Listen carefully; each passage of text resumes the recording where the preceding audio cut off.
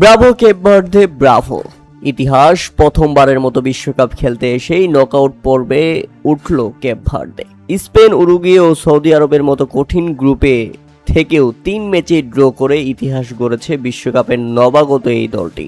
তাই তো গ্রুপ পর্বে অপরাজিত থেকে রানার্স আপ থেকেই নকআউট পর্বে কোয়ালিফাই করল কেপ ভার্দে। মাত্র 5 লাখের জনসংখ্যার একটা দেশ কেপ ভার্দে এবারের বিশ্বকাপে প্রথমবারের মতো অংশ নিয়েছিল, আর প্রথমবারেই ইতিহাস গড়ল তারা। শাবাশ বজিনহা, শাবাশ লেমেনি, শাবাশ ভারেলা, শাবাশ Cape Verde, you are the brilliant. অর্থাৎ রাউন্ড 32-এ কেপ ভার্দের মুখোমুখি হচ্ছে আর্জেন্টিনা।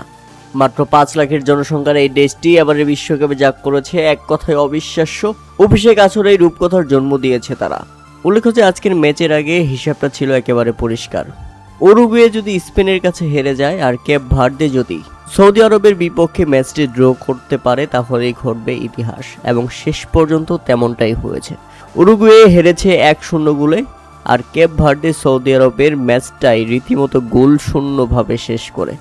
সৌদি আরব কোনোভাবেই কেপ ভার্দের রক্ষণ ভেদ করতে পারেনি, গোলকিপার ভজিনহাকে ভেদ করতে পারেনি, আর তাতেই আফ্রিকা উপকূলীয় দ্বীপের এই দেশটি রাউন্ড 32-এ বিশ্ব চ্যাম্পিয়ন আর্জেন্টিনার মুখোমুখি হচ্ছে। প্রিয় দর্শক, আপনারা কি মনে করছেন? আর্জেন্টিনা কি পারবে কেপ ভার্দের গোলে ভজিনহার জালে গোল জড়াতে? পুরো বিশ্ব এখন তাকিয়ে থাকবে মেসির দিকে, যে মেসি পারবে তো ভজিনহার জালে গোল জড়াতে।